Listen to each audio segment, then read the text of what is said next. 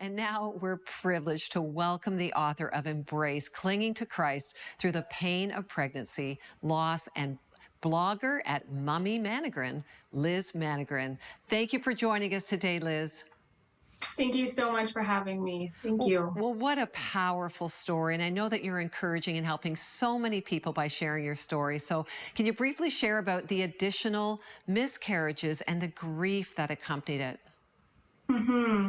Yeah, so we had our first loss, obviously, was a stillborn. And a couple of years after that, we decided to start trying again to expand our family.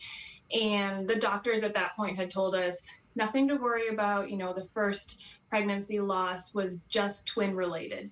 And so I went into the pregnancy again, quite naive, thinking everything was going to be okay. And I was 8 weeks pregnant when we had our first miscarriage. We lost that little baby. And really over the course of the next year, it was just loss after loss after loss. And we had a second miscarriage at 11 weeks around Christmas time that year. The following year, we lost another baby again at 8 weeks. And then almost exactly a year from our first miscarriage, we had our fourth miscarriage at 5 weeks. Wow. And so over the course of that 3-year period, we lost 5 babies. And it was just really, like I said, just loss after loss after loss, grief, compounded upon grief.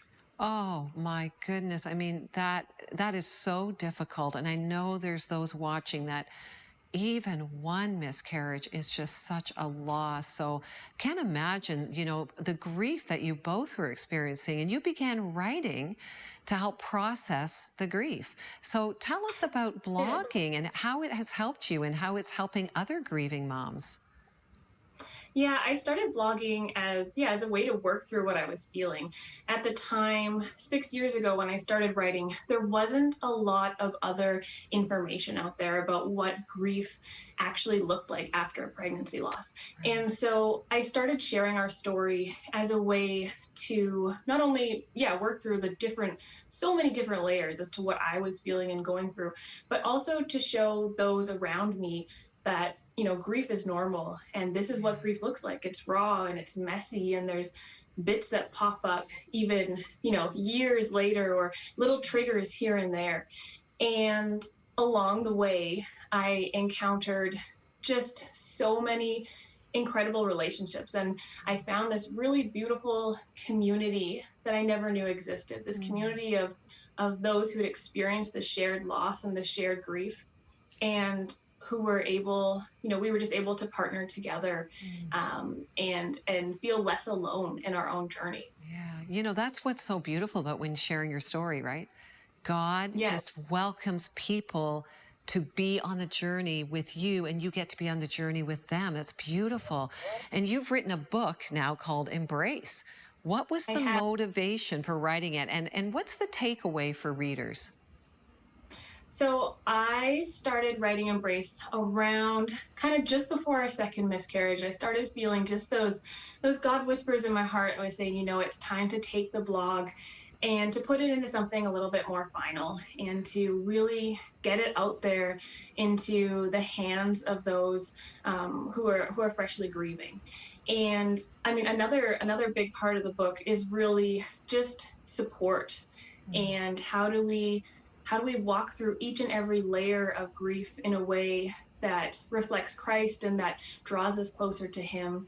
And for those around us, for friends and family members, for pastors, or for those who are choosing to walk alongside of us in this grief as well, how do they support us? How do they love us best in this really messy place? Yeah, well, you know what? I think I'm really glad that you're talking about this, because like you said, 6 years ago, not a lot of people were talking about the grief of miscarriage. And it was kind of that, you know, almost a quiet grief. But can you help us understand then, how do we support somebody who is experiencing miscarriage? Because that is something that maybe we all feel we're not sure what to do. What would it look like? Yeah, I think the difficulty is, you know, you don't want to, sometimes it's difficult to know what to say, and you don't want to cause more pain or more grief by speaking out, or by you know, acting out. But I think the important thing is just to remember that these little babies were so loved and that Yes. they are forever carried in this mother's heart, in this family.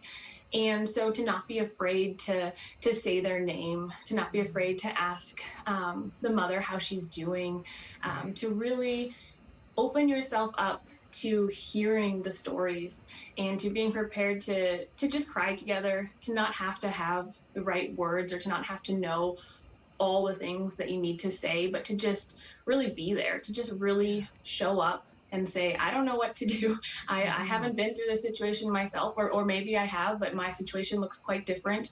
But I'm here for you no matter what you need. And I will always remember this little baby with you. You know, I love that, Liz, because I really think it gives permission then for people to share their loss. And what would Yeah. you say to women who maybe have experienced miscarriage, but they have never shared their loss and they're carrying this grief all by Mm. themselves? What would you say to them? Yeah, I would just say that there is such freedom in Christ to grieve these earliest of losses.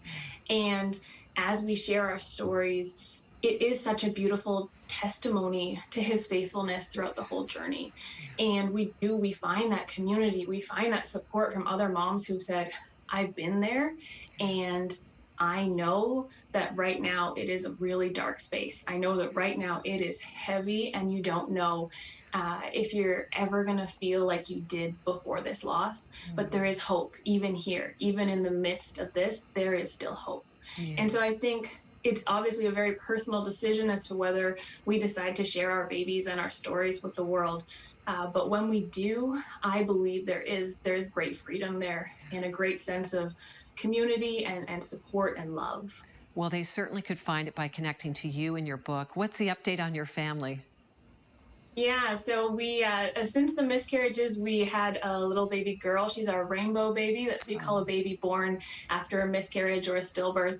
And then actually just last year we had another baby. We had a little wow. pandemic baby, and so Wow. yeah, our family is growing. We have three lovely children here in my arms, and I Wow. always say I'm a mama to eight. So. Wow. Well, thank you again for sharing your story. You've encouraged us again today, and God bless your family and your ministry and this book, Embrace. May many people find it and read it. Thank you, Liz. You can find out more about Liz and her book at 700club.ca.